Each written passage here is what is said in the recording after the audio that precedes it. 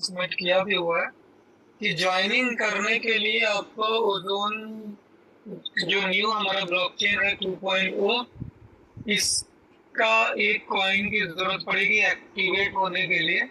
यानी ज्वाइनिंग तो 0 पर हो जाती है, सिर्फ आपको गैस फी देनी होगी। लेकिन आपको अगर एक्टिव होना है, अल्फा बनना है, तो आपको स्टिक लगाना पड़ेगा न्यू वाले से। जब आप न्यू वाला स्टिक कर लेंगे उसके बाद से फिर आपको फैसिलिटीज मिलेगी, मेटामास्क में भी फैसिलिटीज मिल जाएगी कि आप कैसे पुराने वाले कॉइन को स्टेक में लगाएंगे। तो पुराने वाले कॉइन भी आपको स्टेक में लगेगा, वहां पे आपको बटन मिलेगा। उसका मैकेनिज्म ये है, हमारा एक स्वैपिंग कॉन्ट्रैक्ट क्रिएट किया गया है प्रूफ ऑफ बर्न के ऊपर।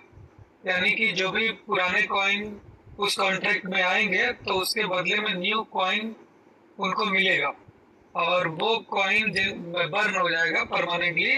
वो किसी भी हालत में कंपनी या किसी और के अकाउंट में नहीं जा रहा, वो पूरी तरह से बर्न है, वो कभी नहीं निकलने वाला, यानी डिस्ट्रॉय किया जा रहा। दूसरी चीज अब आती है कि हम कैसे उसको वो करेंगे, लाइक परसेंटेज क्या होगा। तो सिस्टम यही है कि आपने जैसे स्टेक लगाया, सपोज आपने 100 ओजोन लेकर आए हैं पुराने वाले स्टेक लगाने के लिए, तो 100 ओजोन हम आपसे ले लेंगे और उसको बर्न कर देंगे। बदले में हम आपको 100 ओजोन देंगे, लेकिन ये 100 ओजोन हम आपको आपके एड्रेस पर नहीं देंगे, ये हम आपके कॉन्ट्रैक्ट के ऊपर में स्टेक लगा देंगे।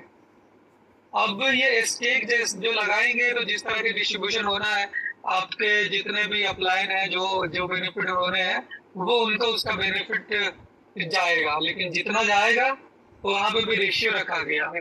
लाइक देखिए, ये फाइनल डिसीजन तो 25 को ही पता चल पाएगा। बस बहुत प्योरली जो अभी तक का जो सबसे बेस्ट जो डिसीजन जो कंपनी ने हमें दिया है वो ये है कि हम 25% यानी 25% हम एट ए टाइम, जैसे ही आप ज्वाइनिंग लगाएंगे 25% हम आपका स्टेक में लगा देंगे उसी दिन।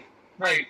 इससे क्या होगा कि जो भी सपोज आपने 100 कॉइन लेकर आए, तो हम 25 कॉइन का माइनिंग आपको ये वाला देना शुरू कर देंगे उसी दिन से।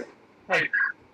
तो ये मान लीजिए कि टाइमिंग एक शेड्यूल होगा कि इतने तारीख से इतने तारीख तक, जैसे मान लीजिए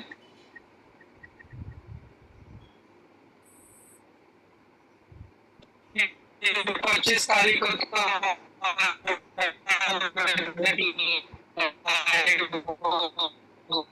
होगा। उसके बाद में प्रक्रिया पहले टॉप लेवल के जो लीडर होंगे, उसके बाद में फिर डाउनलाइन में होगा कि न्यू कॉइन हमें कंपनी कहीं ना कोई सोर्स से प्रोवाइड कर देगी, इधर स्वैपिंग के थ्रू कर देगी या डायरेक्ट भी कर देगी, जब तक एक्सचेंज नहीं आ जाता।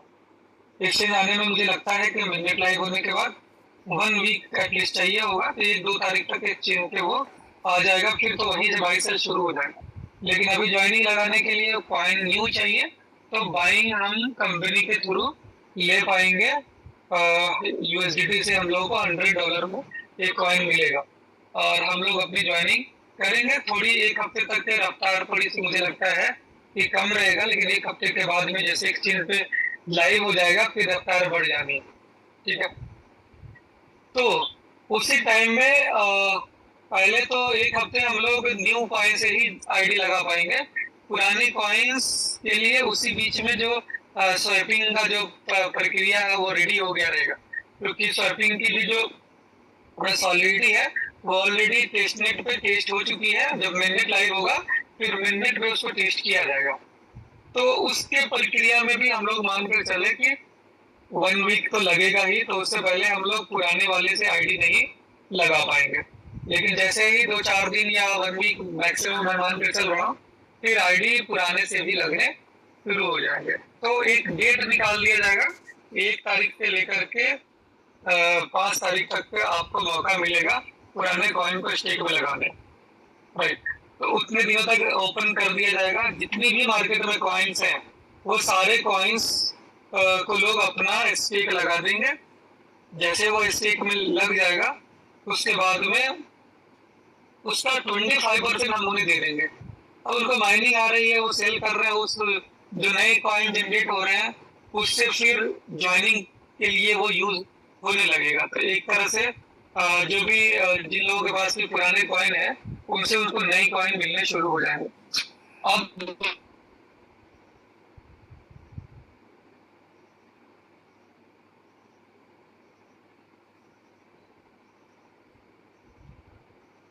थर्टी यानी एक महीने में हम लोगों का 50% कॉइन स्टेक में करवा देंगे। ठीक है, यानी एक तारीख को हुआ तो 31 तारीख को उनका फिर से हो जाएगा। फिर अगले महीने फिर हम 1 तारीख से 5 तारीख तक का एक ऑप्शन निकालेंगे, उसमें जितने भी और जो कॉइन्स जो नए जनरेट हुए हैं इस महीने में फिर उनके लिए भी स्टेक का ऑप्शन आ जाएगा और वो स्टेक यहाँ पे लगा देंगे।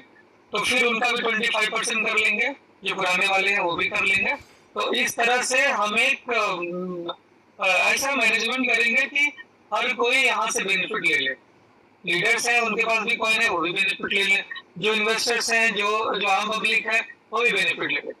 अब यहाँ पे एक चीज और समझ में आता है, लोगों को ये दिमाग में हुआ कि सर मेरे पास तो नए कॉइन नहीं है, केवल पुराने कॉइन है, तो फिर हम आईडी कैसे लगाएं? तो ऑब्वियसली आप पुराने कॉइन को सेल आउट करेंगे और नए कॉइन को खरीद लेंगे।